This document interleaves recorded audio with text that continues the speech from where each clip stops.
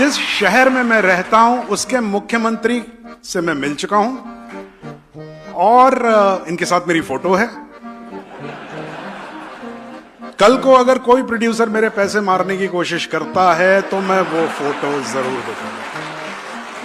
नेताओं का काम होता है स्पीचेस देना और एक्टर्स का काम होता है अभिनय करना। आज मुझे वो काम दिया गया है जो मेरी फील्ड के बाहर है, लेकिन अगर मैं कहीं फंसा तो मैं पलट के इन लोगों से कह सकता हूं आप एक्टिंग करके दिखाइए।